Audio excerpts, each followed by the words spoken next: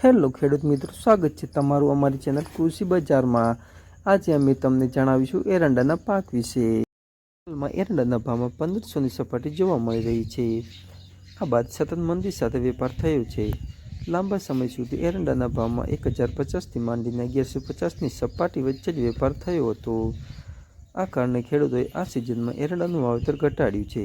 હાલની સ્થિતિએ એરંડાના ભાવમાં સરેરાશ 1170થી 1190 વચ્ચેની બજાર જોવા મળી રહી છે। આમ ગત સિઝનની સરખામણીએ આ સિઝનમાં એરંડાના વાવેતરમાં અંદાજે 20%નો ઘટાડો નોંધાયો છે। ગુજરાત એરંડાના વાવેતરમાં સમગ્ર દેશમાં અગ્રેસર છે। ગુજરાત ઉપરાંત રાજસ્થાન તેમજ દક્ષિણ ભારતના અમુક વિસ્તારોમાં એરંડાનું વાવેતર થાય છે, જેમાં પણ ગત સિઝનની સરખામણીએ ઘટાડો નોંધાયો છે। એરંડા મુખ્યત્વે નિકાસલક્ષી કૃષિ પેદાશ છે। એરંડાના તેલ એટલે કે દિવેલની વિશ્વભરમાં નિકાસ થાય છે। ઓગસ્ટ મહિનાના દરમિયાન 44,000 ટન દિવેલની નિકાસ થઈ હતી। આ વર્ષે અત્યાર સુધી દિવેલની નિકાસ પ્રોત્સાહક રહી છે। ગુજરાતમાં કચ્છ જિલ્લામાં દિવેલાનું સૌથી વધુ વાવેતર નોંધાયું છે। કચ્છમાં 1,41,100 હેક્ટરમાં દિવેલાનું વાવેતર નોંધાયું છે।